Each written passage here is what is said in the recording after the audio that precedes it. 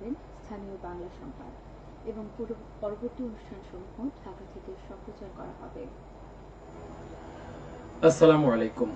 সন্ধ্যে ৭টা, বাংলাদেশ বেতার সিলেট। সংবাদ পড়ছি মোহাম্মদ ফয়সল উদ্দিন।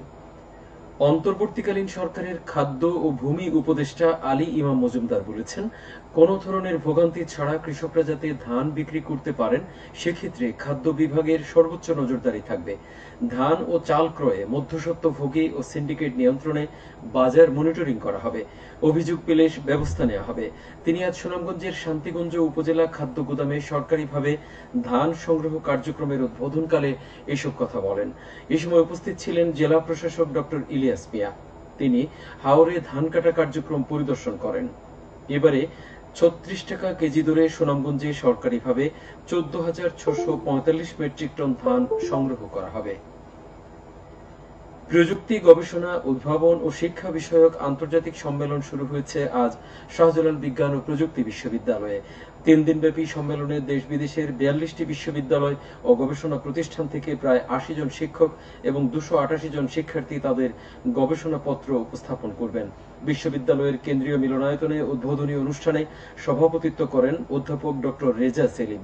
এতে পরিবেশ, বন ও জলবায়ু পরিবর্তন মন্ত্রণালয়ের উপদেষ্টা সৈয়দা রিজওয়ানা হাসানের লিখিত বক্তব্য পাঠ করা হয়। অনলাইনে যুক্ত হয়ে বক্তব্য দেন বিশ্ববিদ্যালয়ের উপাচার্য অধ্যাপক doctor A M Sarwar Uddin Chowdhury.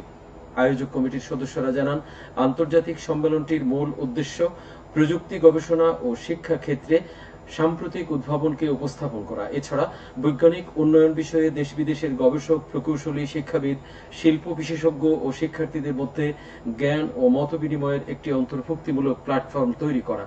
সম্মেলনের 4টি ট্র্যাকের আওতায় বাংলাদেশ সহ বিশ্বের 8টি দেশের গবেষক এবং শিক্ষাবিদরা 853টি গবেষণাপত্রের সারসংক্ষেপ জমা দেন। কার্গো ফ্লাইট পরিচালনার জন্য সব প্রস্তুতি সম্পন্ন করেছে সিলেট ওসমানী আন্তর্জাতিক বিমানবন্দর কর্তৃপক্ষ। এক্সপোর্ট কার্গো কমপ্লেক্সের নিরাপত্তা জোরদার করার পাশাপাশি বসানো হয়েছে প্রয়োজনীয় যন্ত্রপাতি। আগামী রবিবার প্রথম ফ্লাইটের গন্তব্য স্পেন। পণ্য রপ্তানির পুরো বিষয় তত্ত্বাবধান করছে বেসামরিক বিমান পরিবহন কর্তৃপক্ষ। কার্গো ফ্লাইট সামনে রেখে সিলেটের রপ্তানিকারকদের মধ্যে নতুন আশার সঞ্চার হয়েছে। তাদের প্রত্যাশা, সিলেট নয়, সেবার মান উন্নত হলে ভারতের 7 সিস্টার্স অঞ্চলের ব্যবসায়ীরাও ওসমানী বিমানবন্দরের এই সুবিধার আওতায় আসবেন। যথাযোগ্য মর্যাদায় মহান মে দিবস এবং জাতীয় পেশাগত স্বাস্থ্য ও সেফটি দিবস উদযাপন উপলক্ষে প্রস্তুতিমূলক সভা অনুষ্ঠিত হয়েছে আজ সিলেটে। জেলা কালেক্টরেটে অনুষ্ঠিত সভায় সভাপতিত্ব করেন জেলা প্রশাসক মোহাম্মদ শের মাহবুব মুরাদ। সিলেটে জাতীয় কর্মসূচির সাথে মিল রেখে 1 মে বিভিন্ন শ্রমিক সংগঠনের আয়োজনে জেলা প্রশাসকের কার্যালয় প্রাঙ্গণ থেকে বের করা হবে র্যালি। জেলা প্রশাসন, হোটেল শ্রমিক ইউনিয়ন, ইসলামিক শ্রমিক আন্দোলন, গণতান্ত্রিক শ্রমিক আন্দোলন সহ বিভিন্ন শ্রমিক সংগঠন এই র্যালিতে অংশগ্রহণ করবে। র্যালি শেষে কবি নজরুল অডিটোরিয়ামে শ্রমিক সমাবেশের আয়োজন করা হবে। গৃহহীন অতিদরিদ্র পরিবারের মধ্যে ঢেউটিন ও গৃহ নির্মাণ সহায়তা প্রদান করা হয়েছে মৌলভীবাজারে। আজ সদর উপজেলা পরিষদ প্রাঙ্গণে প্রধান অতিথি হিসেবে উপস্থিত থেকে এসব সামগ্রী বিতরণ করেন অতিরিক্ত জেলা প্রশাসক তানভীর হোসেন। এ সময় উপজেলার 12টি ইউনিয়নের 27টি পরিবারের প্রত্যেককে 2 বান্ডিল করে ঢেউটিন, গৃহ নির্মাণ বাবদ 6,000 টাকা করে প্রদান করা হয়। জেলা প্রশাসনের সহযোগিতায় উপজেলা পরিষদ এই প্রকল্প বাস্তবায়ন করছে।